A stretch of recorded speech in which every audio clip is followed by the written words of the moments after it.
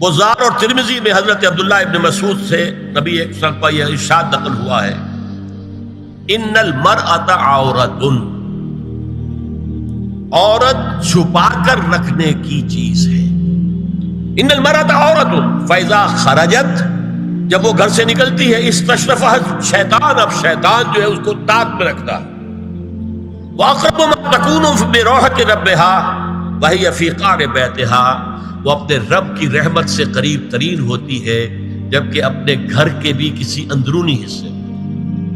اسی لیے فرمایا مردوں کے لیے مسجد میں نماز افضل 28 گنا، اور عورت کے لیے گھر کی نماز مسجد سے افضل، گھر کے صحن کی مسجد سے افضل، دالان کی صحن سے افضل، کمرے میں اس سے افضل، اور کمرے کی کوئی بغلی کوٹھڑی ہے تو اس میں سب سے افضل۔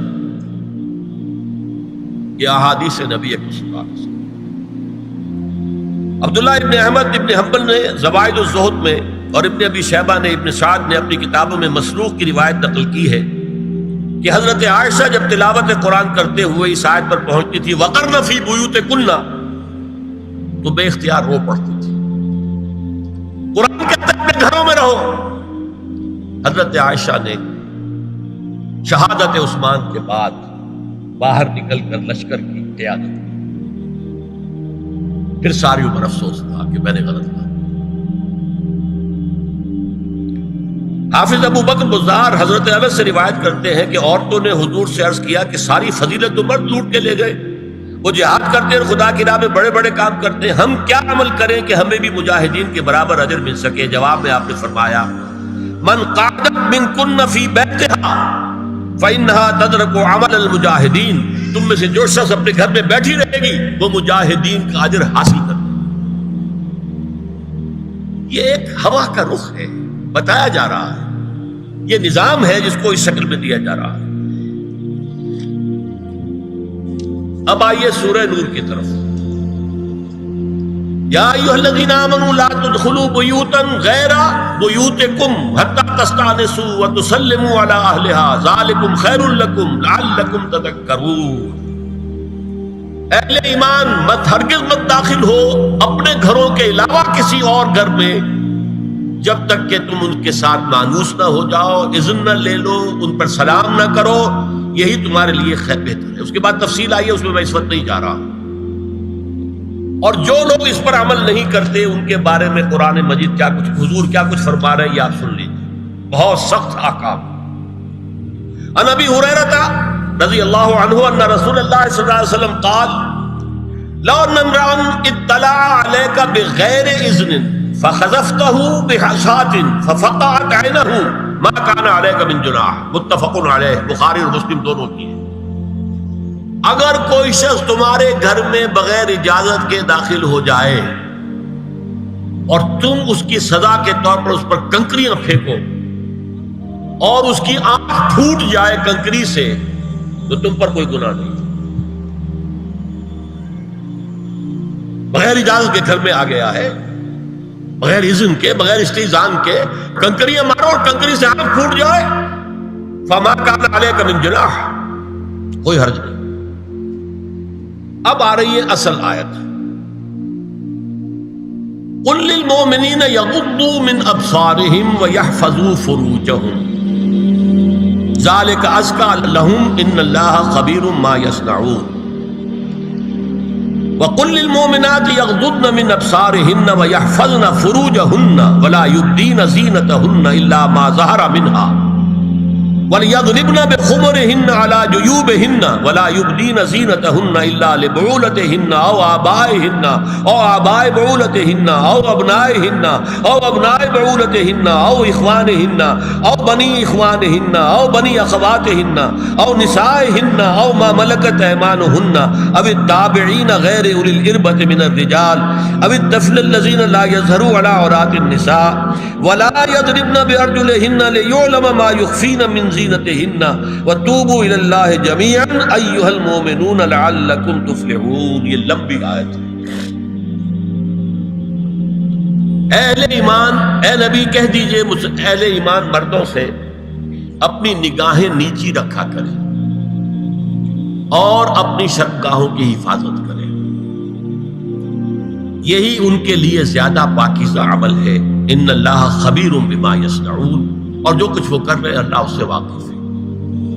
وَقُلْ لِلْمُؤْمِنَاتِ يَغْضُضْنَ مِنْ أَبْصَارِهِنَّ، اور مومن عورتوں سے بھی کہہ دیجئے کہ وہ اپنی نگاہیں جو ہے نیچی رکھا کریں، وَيَحْفَظْنَ فُرُوجَهُنَّ، اپنی شرمگاہوں کی حفاظت کریں، وَلَا يُبْدِينَ زِينَتَهُنَّ إِلَّا مَا ظَهَرَ مِنْهَا، اور اپنی زینت کو ظاہر نہ کیا کریں سوائے اس کے کہ جو بالکل ظاہر ہو جائے۔ قُلْ لِلْمُؤْمِنِينَ يَغُضُّوا مِنْ أَبْصَارِهِمْ وَيَحْفَظُوا فُرُوجَهُمْ ذَلِكَ أَزْكَىٰ لَهُمْ إِنَّ اللَّهَ خَبِيرٌ بِمَا يَصْنَعُونَ۔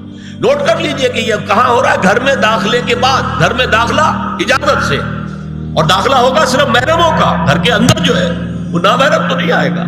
یہ میں آگے بیان کر رہا ہوں۔ وَقُلْ لِلْمُؤْمِنَاتِ يَغْضُضْنَ مِنْ أَبْصَارِهِنَّ وَيَحْفَظْنَ مِنْ فُرُوجِهِنَّ، اور کہہ دیجئے مومن عورتوں سے بھی کہ وہ بھی اپنی نگاہیں جھکا کر رکھیں اور اپنی شرمگاہوں کی حفاظت کریں۔ وَلَا يُبْدِينَ زِينَتَهُنَّ إِلَّا مَا ظَهَرَ مِنْهَا، محرموں سے پردہ کیا ہے؟ محرموں سے اس کا نام ستر ہے۔ عورت کا پورا جسم ستر ہے سوائے چہرے کی ٹکیا اور یہ ہاتھ اور یہ پاؤں، بس۔ کیا مطلب ہے؟ بھائی بھی نہیں دیکھ سکتا بہن کے جسم کا کوئی اور حصہ، باپ بھی نہیں دیکھ سکتا بیٹی کے جسم کا کوئی حصہ۔ یہ ستر ہے، ستر محرموں سے پردہ ہے۔ وَلْيَضْرِبْنَ بِخُمُرِهِنَّ عَلَىٰ جُيُوبِهِنَّ، یہ بھی گھر کے اندر کی بات ہو رہی ہے، کیونکہ میں پہلے بتا چکا ہوں جلباب ہوتا تھا جب گھر سے باہر نکلتی تھی عورت، تو وہ اپنی چادر لپیٹتی تھی اپنے گرد، چہرہ نہیں ڈھانپتی تھی، صرف چہرے کا حکم دیا گیا اس کے ضمن میں۔ وہ سورہ احزاب کی آیت ہے، وہ رہ گئی، وہ میں بیان کروں گا۔ اور خمار اوڑھنی ہوتی تھی جو گھر میں اوڑھتی تھی۔ گھر میں ظاہر بات ہے کہ جلباب تو نہیں لیا جا سکتا، آخر گھر کا کام کاج کرنا ہے، ہلکی سی اوڑھنی وہ گھر میں، لیکن فرمایا وَلْيَضْرِبْنَ بِخُمُرِهِنَّ عَلَىٰ جُيُوبِهِنَّ، اور انہیں چاہیے کہ اپنی اوڑھیوں کے، بکل اوڑھنیوں کے اپنے سینوں کے اوپر، گریبانوں کے اوپر بھی مار لیا کریں۔ اب اس کے بعد فرمایا وَلَا يُبْدِينَ زِينَتَهُنَّ إِلَّا لِبُعُولَتِهِنَّ، اب یہاں یہ زینت کا لفظ آ رہا ہے چہرے کے، اور چہرے ہی میں کچھ سنگھار بھی ہوتا ہے۔ اب ان کے لیے کہا گیا کہ چہرے کی زینت اور چہرے کے اوپر اگر کوئی بناؤ سنگھار ہے، زیور ہے، اس کی زینت نہ ظاہر کریں، مگر اب یہ یہاں تفصیلی آئی ہے، جو محرم ہے ان کی تفصیل۔ تو فرمایا کن کے سامنے ظاہر کر سکتی ہے؟ الا لبعولتہن، سب سے بڑھ کر تو شوہر، او آبائہن، اور یہ آپ نے باپ۔ اچھا، باپوں میں نوٹ کی نہیں، باپ حقیقی ہو، اخیافی ہو، اللاتی ہو یا رضاعی ہو، یہ چاروں قسم کے باپ اس میں شامل ہیں۔ جس عورت نے دودھ پلایا تھا اس کا شوہر بھی باپ بن گیا۔ او آبائے بعولتہن، اپنے شوہروں کے باپ، یا ابنائہن، ان کے اپنے بیٹے، بیٹوں میں بھی آئیں گے چاروں، اللاتی، اخیافی، عینی اور رضاعی۔ او ابنائے بعولتہن، اور اپنے شوہروں کے بیٹے، ہو سکتا ہے شوہروں کی اور بیویاں بھی ہوں، تو ان کے بیٹے بھی، جو ستیلے بیٹے ہیں وہ بھی محرم، ان سے کسی شکل میں کبھی شادی نہیں ہو سکتی۔ او اخوانہن، یا ان کے بھائی، او ابنائہن، یا اپنے بیٹے، او ابنائے بعولتہن، یا اپنے شوہروں کے بیٹے، او اخوانہن، یا اپنے بھائی، او بنی اخوانہن، یا اپنے بھائیوں کے بیٹے، او بنی اخواتہن، اپنا بھتیجا، شوہر کا بھتیجا نہیں، اپنا بھتیجا محرم ہے، اپنا بھانجا محرم ہے، شوہر کا بھانجا محرم نہیں ہے۔ او نسائہن، یا ان کی عورتیں، اپنی عورتیں، جان پہچان کی عورتیں۔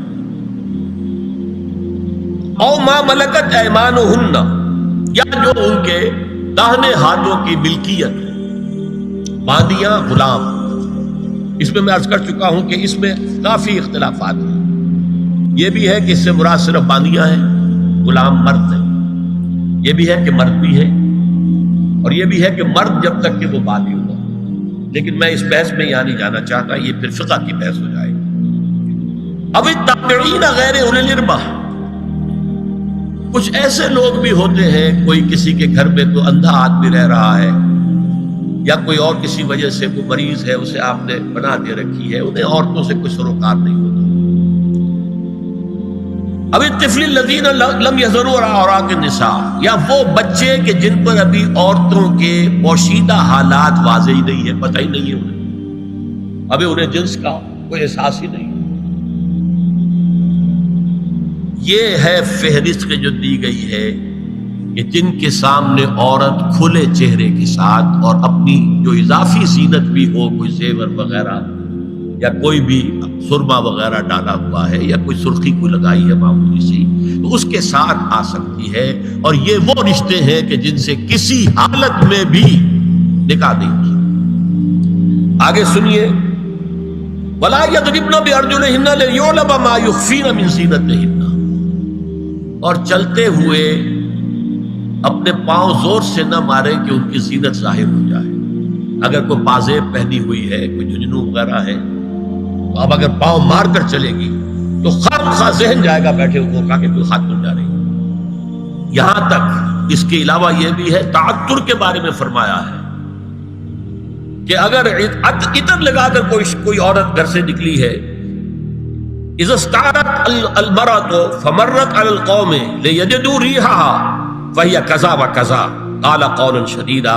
اس ابو داؤد کی روایت ہے، حضور نے فرمایا جب کوئی عورت عطر لگا کر، خوشبو لگا کر نکلتی ہے کہ لوگ اس کی خوشبو سونگیں یا اس کو اوپر مطلع ہو جائیں تو ایسی ہے ایسی ہے، بہت سخت الفاظ حضور نے استعمال کیے کہ جس کو راوی نے نقل نہیں کیا۔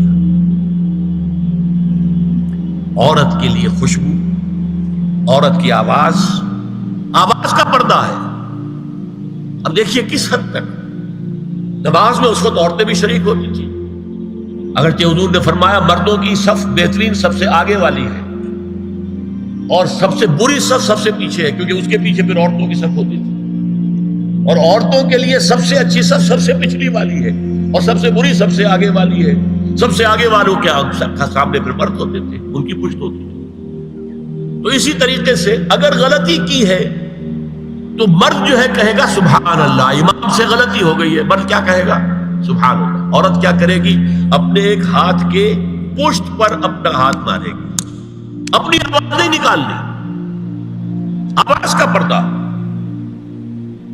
چھونے کا پردہ یہاں تک ہے کہ حضور نے کبھی کسی عورت سے ہاتھ نہیں ملایا، اور آپ جب بیعت بھی لیتے تھے تو بس زبانی الفاظ کہلوائے اور کہا ٹھیک ہے بیعت ہو گئی، یا ایک کپڑا پکڑا، اس کا ایک سرا اپنے ہاتھ میں دوسرا سرا اس خاتون کے ہاتھ میں، یا ایک تشت کے اندر پانی بھرا، اس میں ایک طرف اس نے انگلیاں ڈال لی اور ایک طرف حضور کی انگلیاں۔ لیکن مسافر لا اسافر النساء، ایک دفعہ ہوا بھی کہ بعض خواتین نے جب بیعت کی ہے تو پھر انہوں نے ہاتھ آگے بڑھایا مسافر کے لیے، حضور نے فرمایا انی لا اسافر النساء، میں عورتوں سے مسافرہ نہیں کرتا۔ یا ایھا النبی قل لازواجک وبناتک ونساء المؤمنین یدنین علیہن من جلابیبہن ذالک ادنی ان یعرفن فلا یؤذین وکان اللہ غفورا رحیما۔ اے نبی صلی اللہ علیہ وسلم کہہ دیجئے اپنی بیٹیوں سے اور اپنی بیویوں سے اور مسلمانوں کی خواتین سے۔ اب دیکھیے یہ سورہ احزاب ہی میں ہو رہا ہے، شروع میں یا نساء نبی سے بات چلی، استیزان بھی صرف نبی کے گھر میں داخل نہ ہو اذن کے بغیر، آگے چل کر سورہ احزاب ہی میں عام بھی کر دیا، قل لازواجک وبناتک ونساء المؤمنین، کہہ دیجئے اپنی بیویوں سے، اپنی بیٹیوں سے اور اہل ایمان کی خواتین سے، یدنین علیہن من جلابیبہن، کہ وہ اپنے چہروں کے اوپر اپنی جلباب کو لٹکا لیا کریں، چہرہ چھپ جائے۔ اب اس کی تفسیر میں چاہتا ہوں کہ آپ کو جو مختلف مفسرین نے کی ہے وہ آپ کے سامنے میں رکھوں۔ حضرت عبداللہ ابن عباس نے اس آیت کی جو وضاحت فرمائی ہے اسے حافظ ابن کثیر نے اپنی تفسیر میں اس طرح نقل کیا ہے، اللہ نے مسلمان عورتوں کو حکم دیا ہے کہ جب وہ کسی کام کے لیے گھروں سے نکلے تو اپنی چادروں کے پلو اوپر سے ڈال کر اپنا منہ چھپا لے اور صرف ایک آنکھ کھلی رکھے، دونوں آنکھیں بھی غلط ہیں۔ اور سن لیجئے، ابن جریر اور ابن منذر کی روایت ہے کہ محمد بن سیرین یہ ایک تابعی ہیں نے حضرت عبیدہ السلمانی یہ صحابی ہیں سے اس آیت کا مطلب پوچھا. انہوں نے جواب میں کچھ کہنے کی بجائے اپنی چادر کو اس طرح اوڑھا کہ پورا سر اور پیشانی اور پورا منہ ڈھانک کر صرف ایک آنکھ کھولی رکھی. اور سنیے ابو بکر بن عبداللہ ابن عربی نے یدنین علیہن من جلابیبہن کا مفہوم ان الفاظ میں بیان کیا ہے تغطى به وجهها حتى لا يظهر منها الا عينها اليسرى. یہ عورت اپنی چادر کو پورے وجود پر ڈھانپ لے اور اس طرح چہرے کو بھی ڈھانپے کہ صرف بائیں آنکھ کھلی رہے. علامہ حمید الدین فراہی کو نظم قرآن کے فہم میں خصوصی مقام حاصل تھا. انہوں نے حجاب کے بارے میں اپنے ایک مکتوب میں ہاتھ اور چہرہ کھلا رکھنے کو جائز قرار دینے کے موقف کے بارے میں لکھا ہے کہ میری رائے میں نظم قرآن پر توجہ نہ کرنے سے یہ غلط فہمی پیدا ہوئی ہے. وہی بات کہ سورہ احزاب میں گھر سے باہر کا پردہ ہے اور سورہ نور میں گھر کے اندر کا پردہ ہے.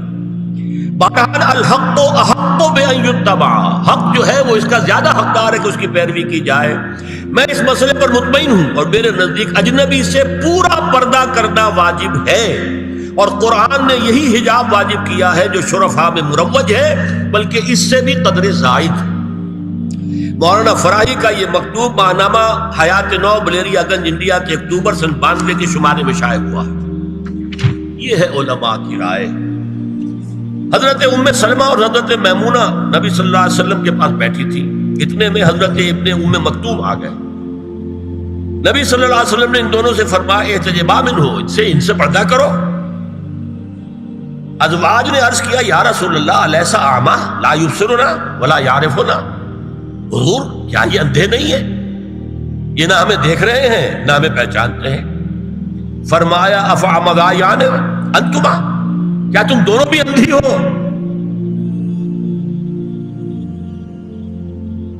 الا تبصران ہی، کیا تم نہیں دیکھ رہی ان کو؟ حضرت ام سلمہ تصریح کرتی ہیں ذالک بعد ان امر بالحجاب، یہ جب حجاب کا حکم آ گیا تھا تب حضور نے پھر یہ حکم دیا. اس کی وجہ کیا تھی؟ حضرت عبداللہ ابن مکتوم کا گھر میں آنا جانا تھا.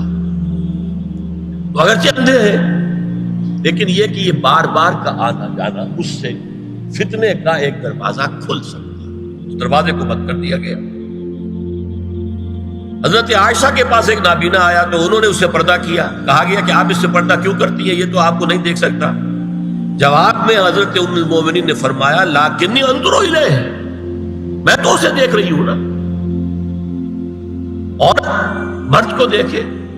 البتہ یہ کہ عام حالات میں آپ بازار میں چل رہے ہیں، عورت جا رہی ہے، کوئی باہر نکلنا پڑا ہے، تو اس حالت میں اگر وہ مرد کو دیکھتی ہے تو اس میں در حقیقت وہ فتنہ نہیں ہے کہ جو گھر میں آنے جانے والے لوگ. اب ایک آخری مسئلہ ہے. 2 حدیثیں ایسی ہیں جو میری گفتگو کے خلاف جاتی ہیں اور میں دیانت کا تقاضا سمجھتا ہوں کہ وہ بھی آپ کے سامنے بیان کروں. حضور کے بارے میں یہ معلوم ہے کہ 2 خواتین جو ویسے نامحرم تھیں وہ ان کے سامنے آتی رہیں اور آپ ان سے ملتے رہے. ایک آپ کی سالی حضرت اسماء، حضرت عائشہ کی بہن رضی اللہ تعالی عنہ، اور ایک آپ کی چچا زاد بہن حضرت علی کی بڑی ہمشیرہ حضرت ام ہانی. یہ میں حدیث آپ کو سنا رہا ہوں. بکثرت احادیث سے ثابت ہے کہ حضرت اسماء بنت ابی بکر آپ کے سامنے ہوتی تھی اور آخر وقت تک آپ کے اور ان کے درمیان چہرے اور ہاتھوں کی حد تک کوئی پردہ نہ تھا. حجۃ الوداع نبی صلی اللہ علیہ وسلم کی وفات سے صرف چند مہینے پہلے کا واقعہ ہے اور اس وقت تک بھی یہی حالت قائم رہی. یہ ابو داؤد کتاب الحج. دوسری روایت حضرت ام ہانی رضی اللہ تعالی عنہا جو ابو طالب کی صاحبزادی اور نبی صلی اللہ علیہ وسلم کی چچا بہن تھی، آخری وقت تک حضور کے سامنے ہوتی رہیں اور کم از کم منہ اور چہرے کا پردہ انہوں نے آپ سے کبھی نہیں کیا. فتح مکہ کے موقع کا ایک واقعہ وہ خود بیان کرتی ہیں جس سے اس کا ثبوت ملتا ہے. یہ ابو داؤد کی روایت ہے. یہ روایتیں ہیں، میں انہیں تسلیم کرتا ہوں اور میں نے اب جو کچھ بیان کیا ہے اس سے یہ ایک بالکل برعکس بات سامنے لا رہی ہے۔ اب یہ ہے کہ یا تو ہم ان دو حدیثوں کو اصل مان کر باقی ساری حدیثیں جو ہیں ان کو ختم کریں۔ میں تو آپ کو سنا نہیں سکا، میرے پاس تو بہت زیادہ حدیثوں کا مواد تھا۔ چہرے کے پردے کے لیے حدیثیں جو ہے، استیزان کے لیے کتنی حدیثیں ہیں، چہرے کے پردے کے بارے میں بہت زیادہ حدیثیں ہیں۔ حضرت ام خلاد ایک خاتون تھی، ان کا بیٹا ایک غزوے میں شہید ہو گیا، وہ اس کے بارے میں کچھ پوچھنے کے لیے حضور کے پاس آئی، صحابہ بیٹھے ہوئے تھے، انہوں نے نقاب ڈالا ہوا تھا، منتقبۃ، نقاب کا لفظ بھی حدیث میں موجود ہے۔ اور یہ لوگ کہتے ہیں نقاب تو جو ہے یہ بعد کی پیداوار ہے، یہ لفظ کوئی ہے ہی نہیں۔ حجاب کا لفظ قرآن میں ہے، جلباب کا لفظ قرآن میں ہے، خمار کا ذکر قرآن میں ہے، اور یہ منتقبۃ نقاب ڈالی۔ لوگوں نے کہا عجیب عورت ہے یہ، اس کا بچہ شہید ہو گیا ہے، مطلب یہ کہ سخت صدمے کی کیفیت، اور یہ اس وقت بھی اس نے نقاب ڈالی ہوئی ہے۔ تو انہوں نے جواب دیا ان ارزو ابنی لا ارزو حیائی، میں نے بیٹا کھویا ہے، اپنی حیا نہیں کھوئی ہے۔